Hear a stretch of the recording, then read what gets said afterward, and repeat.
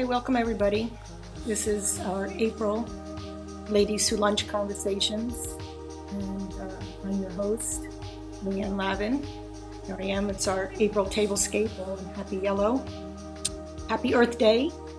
I'm very much simpatico here, but I do love the colors for spring. But we have a very special guest today. Her name is Susan Ungaro. She's smart and beautiful and very, very inspiring. So hopefully she'll be coming on board with us soon. I also wanted to point out that this is music. This is Ruby Haunt, so I found her on, I think it was SoundScan, just when my brother, he was a featured guest. So Ladies Who Lunch Conversations is all about empowering women and networking and sharing with artists and women who inspire us. So it's very, very appropriate. I think that, oh, and there's Susan there. It worked. Look at her in her, let me put this up here, the two of us. So I hope we'll just bear with us for 1 second and we can, of course, get them all up here. Why? So Gmail was giving us trouble. Yeah, so unfortunately for me, I was telling Susan earlier, but there we are. And I don't want to upset anybody, but I was hacked earlier with my Instagram account, and I honestly didn't know if it was going to impact any of this. So thank you for bearing with us and getting in. That's fine. Yeah, technology is our friend. So I was just explaining here, we're like in happy yellow land, and I'm in simpatico with Ukraine, but I love the colors anyway, but we have our yellow and blue on it. It looks like you have your... Yeah, I actually have blue, and I have lots of sunflowers that I've had before the Ukraine, actually. Oh. But I did do a little painting for my window for Ukraine, just like during the COVID times that I wanted something to support our healthcare and service heroes. So I know. But I love sunflowers. They're so happy. They are so happy. I have a garden design client who loves them, and we then, for her wedding, also did in some raised beds. We had like one of the smaller ones. There was multiples of those, but they really do just bring a smile to your face. Even for cocktails on Easter, I had sunflower seeds as part of some of the nuts to go around. Nice. But I'm just going to read a little bit of your bio for folks that don't know you. I was explaining before you came on that I knew you from the James Beard Foundation, and it's literally right around the corner from our apartment in New York. We live right across the street from the Presbyterian church there.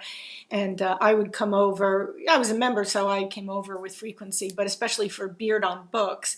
And was that once a month, or was that... Yes. That was once a month. So I could come over. It was started as once a month.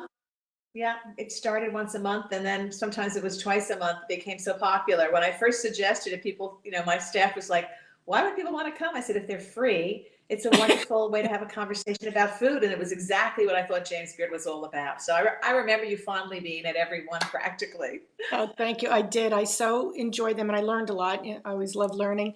And then I could write about it on my Garden Glamour blog. So that was wonderful. But and then there was another time that was one of the first. Well, first I'll read your bio here. And Susan was just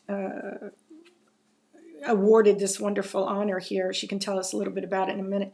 But she was president of the James Beard Foundation for 11 years. And Susan expanded its scholarship program.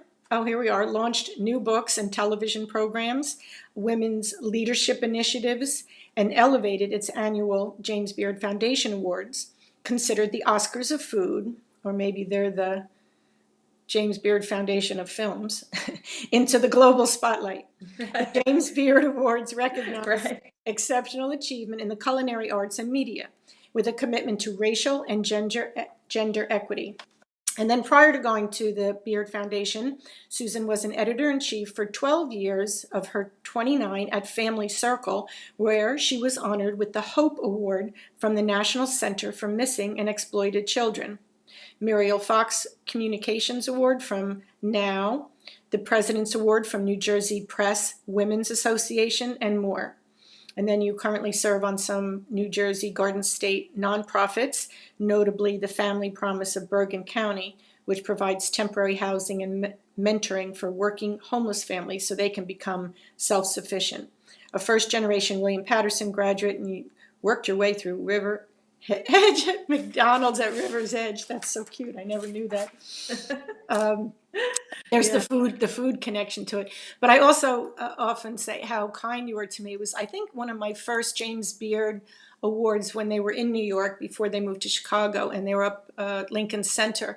So it was my first time, and I had been in the press room, but it was very noisy and things, and I wanted to be immersed like in the theater part of it. But when I was going up, I didn't know where to go, and then it was late. They had started, and then you were coming in, and you pointed out to me which doors to be able to go in, and I always thought, oh, how kind. She stopped and helped me out.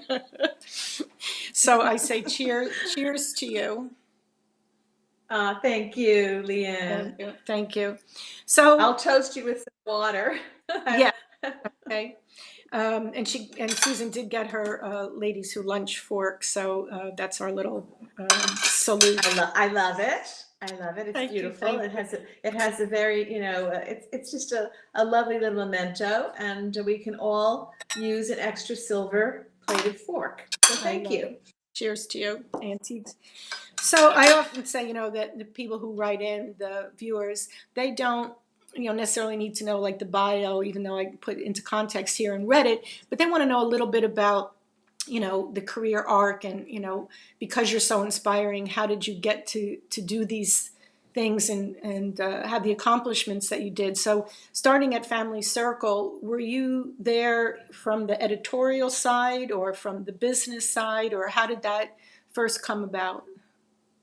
Well, as you mentioned, I worked my way through college. I commuted to William Patterson. It's now a university.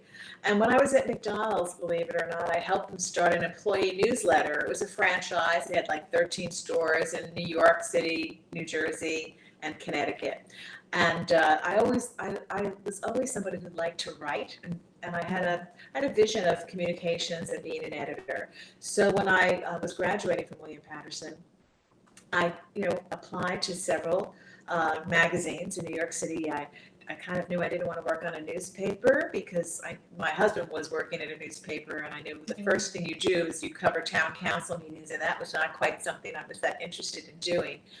And I think the key thing, and I tell anybody that I'm mentoring and friends who have children who are graduating soon from college, or others that other young women, that what you really want to do is before you even graduate, try to get to know people. And so I used my little journalism connections to reach out to a few women who were working in New York City, and just said, I'd love to come and shadow you. One was at the AP Press at the time. And that way you get to know somebody. So when you're graduating, you have one or two people who can maybe help you get an interview. Still works today. I mean, now everything's different now because we have everything electronic and Indeed. Right. But as you know, it's almost easier to send out 500 resumes. Back when I graduated, the Stone Age, you had to, put the resumes in an envelope, lick the envelope, mail it out. You couldn't do that many at one time. So you really had to be more selective. And I think in some ways that worked better. I totally agree. There's nothing like the, personal contact, even though today we have, the technology and electronics. But I remember even with my first book, and at that time I was working at Brooklyn Botanic Garden, and I asked one of women who I admire who had written a book, and I said, would you be able to introduce me to your editor? And she said, oh, Leanne, you know everybody. You don't need me. And I said, be that as it may, I think that personal connection really makes a difference. So I totally understand. I totally agree with you. So then I did. Yeah. I got the offer to at Family Circle to start there as an editorial assistant. And believe it or not, when I went back to McDonald's, by that time I was what they called a shift supervisor. They wanted me to stay, and I was going to start in Family Circle at $9,500 a year as an editorial assistant. Wow. And McDonald's, they offered me $15,000 to stay, and they wanted to send me to Hamburger University, which still exists.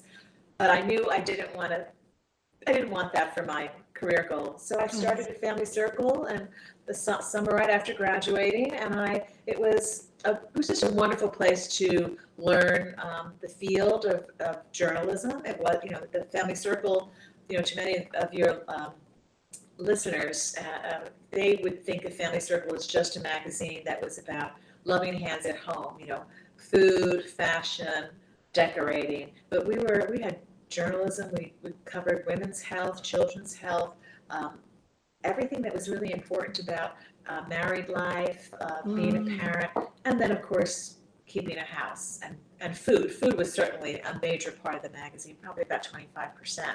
But I was never the food editor. I was, even as I progressed at the magazine and eventually became the editor in chief. The cover is everything. It was the magazine that was sold in the supermarket.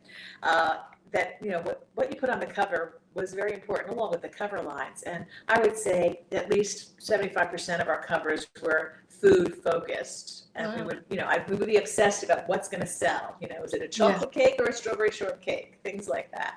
Was it kind of like it sold more with food because primarily the audience was buying it off the rack or off the shelf, as you said? Was it? Yeah. Yeah, I think so.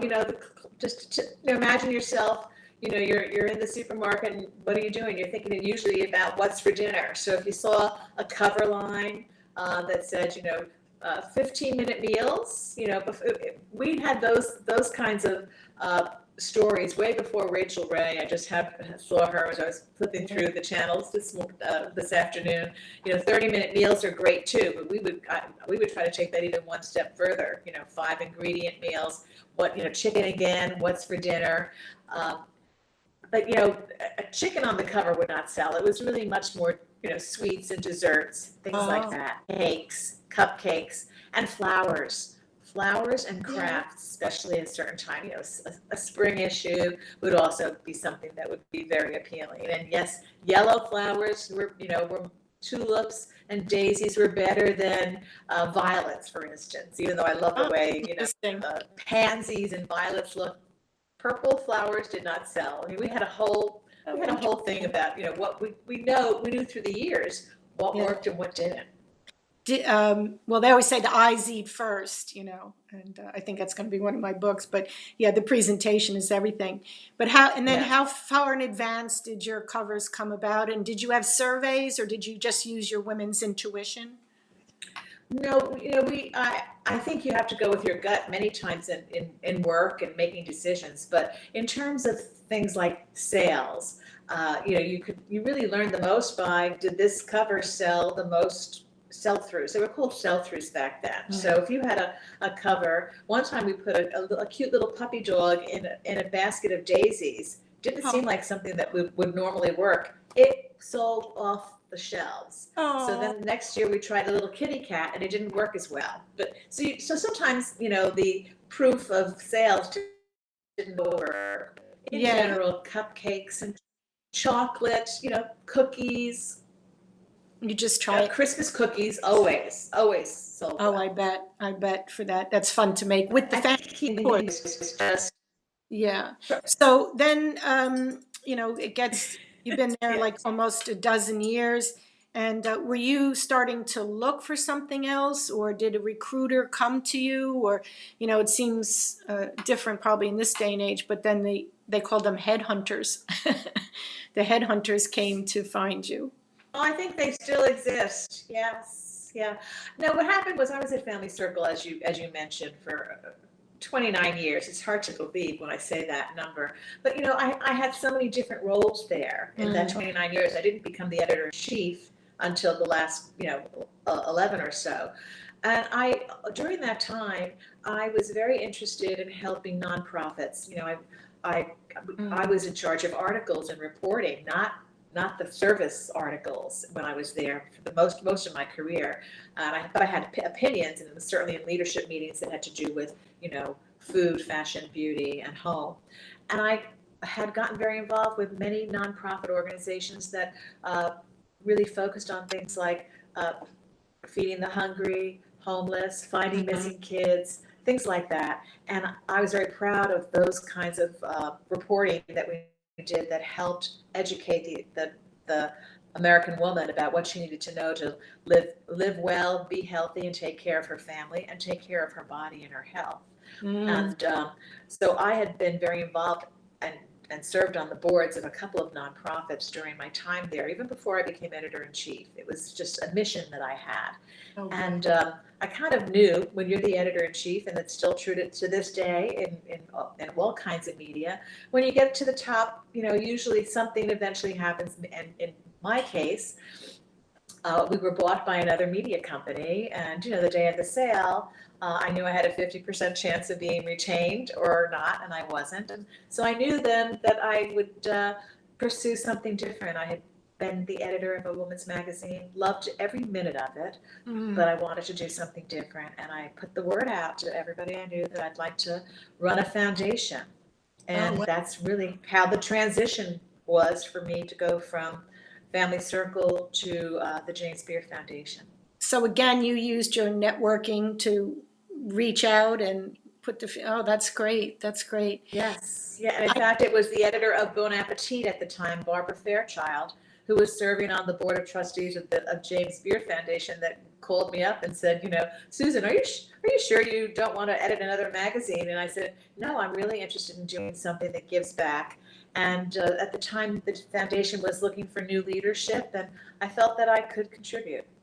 Wow, I didn't know that. And I've never asked you this. I don't know if it's a dodgy question, but did you come in when there was some dodgy Yes. things at the Beard Foundation? Because honestly, Yes. I was a member for so many years and I never knew that. So did you Ah. have to do a women's job and clean all that up? Yes, I was hired after the scandal, and a whole new board of trustees was brought in, and they needed someone to fix what had been a little bit very broken, actually. Yeah, yeah. When you got there, was it noticeable from men to women, or was there old and young, or was there any kind of breakdown like that, or was it just people who've been there a long time? No, it had nothing to do with the staff. The staff they were wonderful, and I had been in their position. As growing up at Family Circle, I worked there 29 years. We had 3 different editor-in-chiefs during the time I was there before I became the editor-in-chief. So it was really about poor leadership, and the person that had been the in charge of the foundation was imprisoned for embezzlement. So the staff was totally, not involved. They were shocked, just like, all the people that were members or read about it on the front. I was on the front page of the New York Times. There's Wow. 3 that, Wow. everybody knew about it, that read the papers, about foundation bad governance is basically how it was. Did you go into it Presented. with like a mission to like clean this up, or was it like, did you have some trepidation? I'm not going to say I wasn't a little concerned. Of course I was, but I was being hired by a wonderful woman who was the president of the board, Dorothy Can Hamilton, who you probably knew. She founded the French Culinary Institute, and she passed away sadly about 6 years ago. But she was an amazing woman. In fact, we had served on another board of trustees called Help USA for housing in New York City, housing the homeless. So she was the one who, between some of the people I knew, Barbara Fairchild and Dorothy, I knew what I was getting myself into, although you never really know until, I'm sure you and everybody listening, when you take a new job, take a new career path, there's always things that are surprises, but that's also what makes life interesting. Yeah. So I came on board, and I had a staff of people who were, they were looking for leadership. Is the best way to put it. Mm-hmm. And they were looking for a leader who would, and I reassured them that first meeting I knew was very important. I said, I've been in your shoes when a new president, a new editor-in-chief comes on board, and I'm not here to shake things up. I'm here to figure out what works, what's working, and what's not working, and we're making it work together. And that's really, I think that's kind of my philosophy of how I managed in whatever leadership positions I was fortunate to have. Wow, that's so impressive. and to reassure them and get the best out of them. It's a challenge to be a leadership in the best of circumstances. So, hats off. Then, as you worked through like the first year or so, did you have to, so how did you come up? Did you change things or did you introduce new programs there? Yes. Yeah. Well, one of the things, so many, I mean, actually, there were many people in the restaurant world who were puzzled, the editor of Family Circles becoming the president of the James Beard Right. Foundation. Yeah. We don't know her, Yeah. some major chefs knew me because I was in the publishing industry. I would dine at Danielle's, and I'd been to Thomas Right. Keller's, and I'd been to, to some of the more prestigious restaurants in New York In City. New York City. But Yeah, there's but I that was sense of like she's not one of us. Like why? exactly, what does she know? And really, what I had a very interesting. There was a headhunter, and I went through a very I probably was interviewed by at least 5 or 6 people, believe it or not, before I was offered the position. Other board of trustee members, and one of the interviewers asked me, "Well, do you consider yourself a foodie?" And I said no. I like food. I enjoy it, but I don't live for food. But I think I can relate to James Beard. I had done some research. When you're a reporter, as you know, you before you do anything, you Yeah. Google now. Back then, You had to look it I up. was able Yeah. to Yeah. do some research, on the internet. That's, what did James do? He taught America how to cook on the Today Show. He was one of the first people to be on television teaching Americans how to roast a chicken, how to make homemade pasta. And as soon as I read more about him before my first interview, I thought I can really relate to him, to what he stood for. And one of the things the foundation I felt needed was to be brought a bit more down to earth and a little broader in scope, and to be more inclusive. And the foundation has just traveled. I think I'm so proud of where it's even now, especially because I left about 4 years ago. But the first thing I noticed was all the James Beard Award winners. It was mostly men, white men, very few women still winning the major awards. And I just thought, just like editing a mass magazine like Family Circle, our readership reflected the America's demographics. 13% of our readers were Black, 20% were Hispanic. I mean, I wanted women to see themselves reflected in the pages of the magazine. We made sure photography did that and subject matter. So I did the same thing with the James Beard Foundation and built on the scholarship program. We grew scholarships as well. Yeah, I like all the regional things that they started to do. I mean, I have to admit, I don't like that they moved the awards to Chicago, but I guess you have to share the wealth, a little bit. But restaurants have, well, first I wanted to ask how you were able to incorporate your family life along with your career, because you had, all your roles were very demanding and I imagine time consuming. So you have a family that you needed to be with. Yes, yeah. I think being a working mother outside the home as well as inside, because that's sort of a label that a woman who stays home with her kids is working hard too. Sometimes I think I'd spend the day home with the kids and I'd be more tired at the end of the day than when I came home from work and then had to get them ready for bed. But I think for me it was having good childcare. And also having a husband, a father, who was totally supportive of me having a career.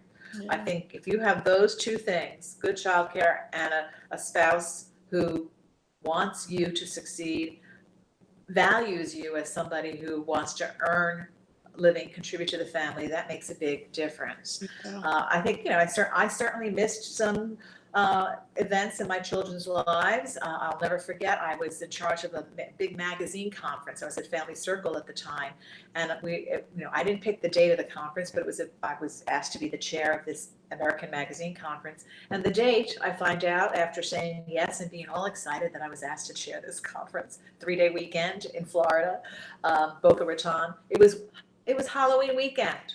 Oh. But, oh my God.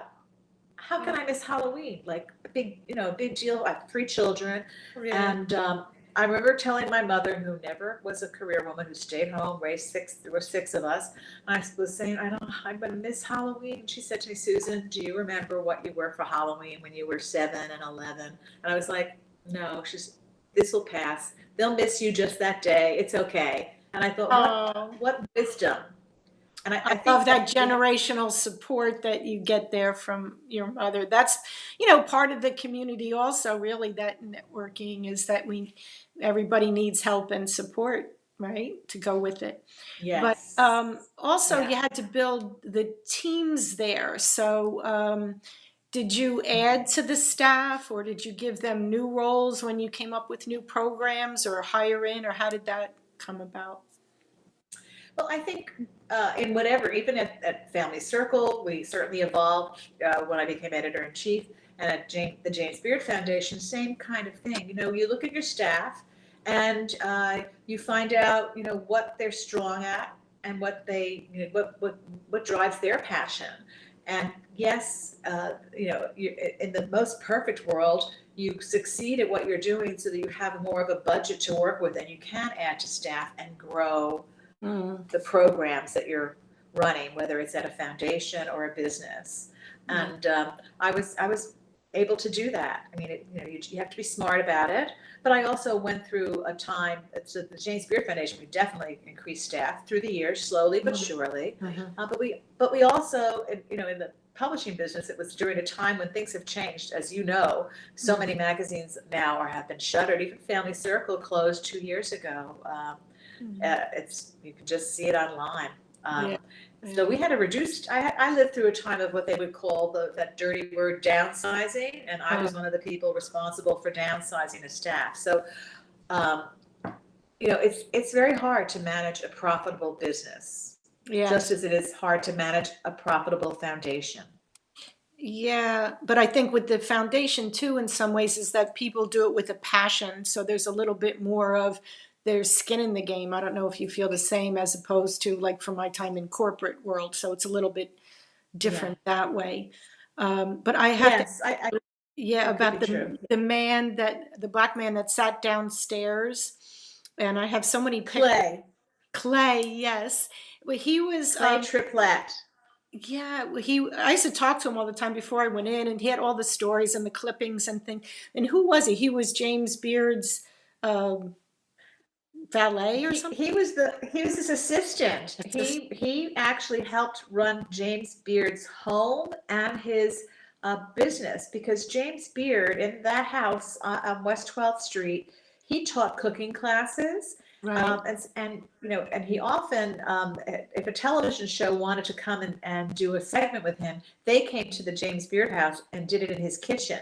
Right. James Beard was there actually during a time, the old Today Show videos, which of course when I started there, I did have to say, because I came from editing and from media, I understood the power of media, and I said, well, Mm. where I want to see James Beard's videos. The foundation didn't have them, so I called up a friend who knew somebody at NBC, and before I knew it, Al Roker did a segment on James Beard and the old days and the Oh, new that's great. days. But That's great. back then, all the segments were in the James Beard kitchen, not in the Today Show's cooking Yeah, yeah. studios. That makes sense to me. When I wrote my first book, The Hamptons and Long Island Homegrown Cookbook, both Rosa Ross told me that she did the Chinese cooking that way in her home. That's what they did, Uh-huh. and James Beard. I mean, Anna Pump told me when she came from Denmark, that's how she learned English, was cookbooks and then going to the Beard Foundation and learn cooking from sitting in his kitchen there. And people did it, in their homes, which, I think there's a certain element to that, but now we only think of it as the foundation. And I love that garden. Yes. Was that always there? Yeah. Oh, yeah. He had that beautiful garden in the background, and of course, he had more herbs and things growing in that garden when he lived in the Beard house. Yeah, yeah. So did you travel a lot when you were at both of your positions? I actually traveled. I probably traveled more for the James Beard Foundation than I did for Family Circle. I certainly had to, go around the country occasionally for Family Circle, sometimes to meet advertisers, to, or to represent the magazine to women's groups and, special occasions like that. And Family Circle was a fantastic platform for me to be able to talk about the things that I cared passionately about. And, Right. the missing children aspect, I knew that we had a magazine, you all kind of, if you're old enough, you remember seeing the pictures of missing kids on the sides of milk cartons and Yes. different places like that, not so much on television. And I thought we should do something in the magazine. And we worked with John Walsh at the time, had started that organization, and Ernie Right. Allen. Right. And, we actually helped find missing kids. And we helped women, discover that they had breast cancer or diabetes. The diabetes epidemic started 25, 30 years ago. So to me, the opportunity to travel, and I bring those aspects up because sometimes I got involved with health organizations, and I'd go to a conference to learn about, what was the Oh, latest thing that a magazine like ours could be helpful with. right. And then fast forward to James Beard. Um, Obviously, I got to travel a whole lot more because we were going across the country, trying to make sure that the magazine, they still did that. The foundation was more mass. Because, I know you were sad, and many were sad, that we took the James Beard Awards out of New York to Chicago, but we kept the media awards in New York, and everything was in New York. I Yeah. felt that one of the things that the foundation suffered from was that people didn't think of it as a national organization. And so Yeah. you can blame me for the Chicago move. I No, no, support it. my heart was, of course, with Gotham, but, as a business person myself, I said they have to do it. And frankly, I Right. was surprised that it didn't keep moving, like San Francisco or Yes. Fort Yeah. Worth or But we something. did. We right. We did do another program that they're still doing called Taste America, where Yes, we would yes. have events in different cities featuring local chefs and maybe a visiting chef. So, I think the most exciting part about when I think back about my times at the James Beard Foundation was constantly thinking of new ways, new story ideas, really, of how Mm, to make the foundation more appealing, and get the word out there about the people who really are the livelihood and the lifeblood of a foundation that's devoted to the culinary arts, I people in the know, and food business. you brought such enthusiasm and new blood to everything. And with like anything, especially with food, though, it's all local. So to be going more local makes so much more sense. And embracing more women and gender and things, I think was so important, and still Yeah. is. But I want to ask you also, you must have eaten in like some fabulous places or had some fabulous dinners. Do you have a favorite or several favorites that you? Oh, there's so many, but like for instance, I'll use a James Beard House dinner. That one of my most memorable was we had sort of like the holy trinity of French chefs cook a dinner for us, and it was Jacques Pepin, Alain Sayak, and Andre Saltner. These three, incredibly famous New York chefs who ran restaurants. Um, Created a completely beautiful French dinner at the Beard House. That was a very Wow. exciting moment for us. And Wow. then, of course, to get somebody like Giada De Laurentiis to come and cook at the Beard House, or Bobby Flay, that was always exciting for the local people who could come to a Beard House dinner. Right. But in terms of like memorable meals, for instance, I got to have dinner at Per se, obviously, but also in Chicago, dinner at Charlie Trotter's Oh, restaurant for I his went there 25th too. Oh anniversary. my God. That was Right. like going to a church or something. Yes, yes. And then the theater of food, Grant Achatz at Alinea, to have a dinner there was, theatrical and very memorable as well. Oh, I bet. I bet. I And love just yeah. the one Beard award ceremony where it was food and cinema. I thought that was so much fun, and on the green runway going in, I asked so many of the chefs what their favorite movie was. with the food. And then I was surprised. It was, what's the one with the mouse? Oh, Ratatouille. Ratatouille. Ratatouille. That was like almost all of them. That was their favorite film. I was so surprised. That's adorable. I thought that was so cute. But you've brought so Yeah, much. I remember that. Yes. Well, Yeah, that was fun too. I mean, that the theme for that award show was mine. I mean, that was one of the things I feel like I was able to bring to the experience. Again, I really do think that, people sometimes say, oh, how can I switch careers? Well, I think you just have to, there's so many, what's the word, skill sets. And for me, it was, journalism and reporting and story ideas.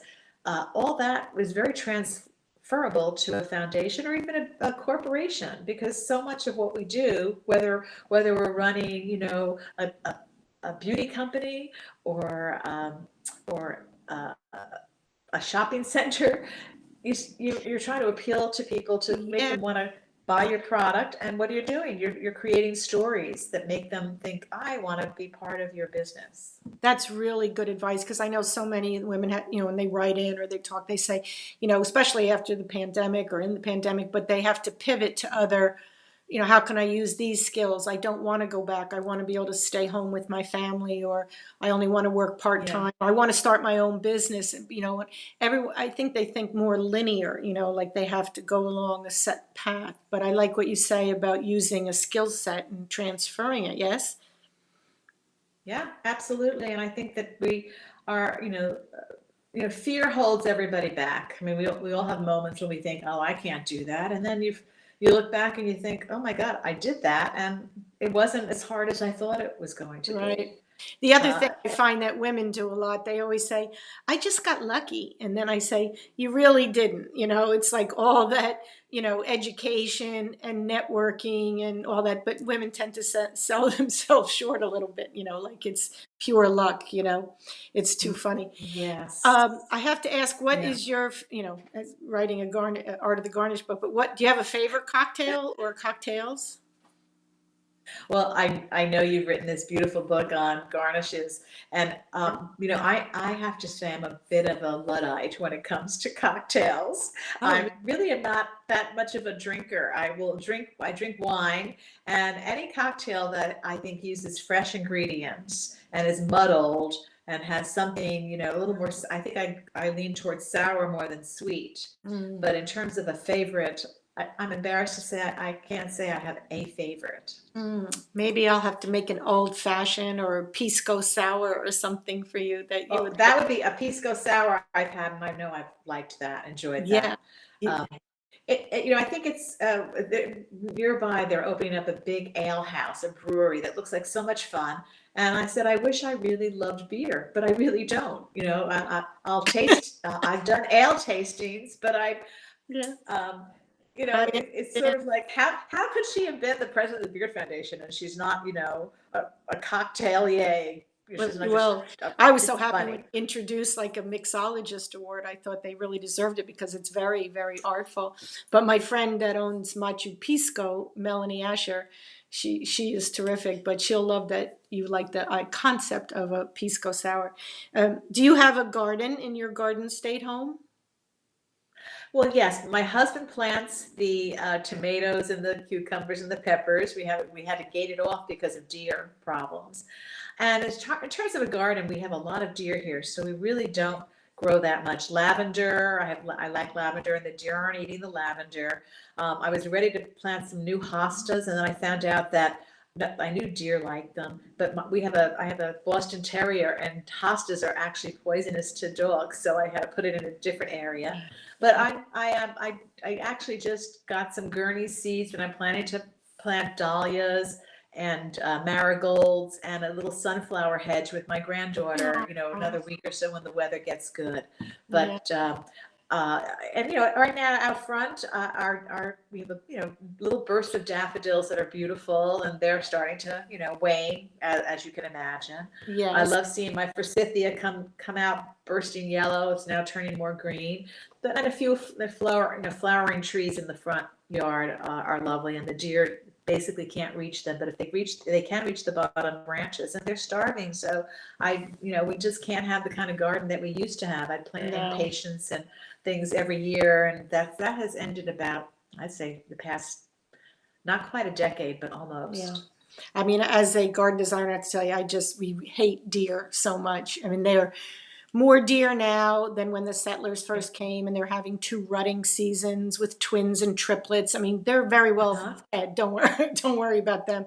They eat so much, but they don't like smelly things. So you're right, between the daffodils or the box or rosemary or things like that. So you'll be good. But it's just so much fun to be out there with the children also, and to learn Yeah. gardening.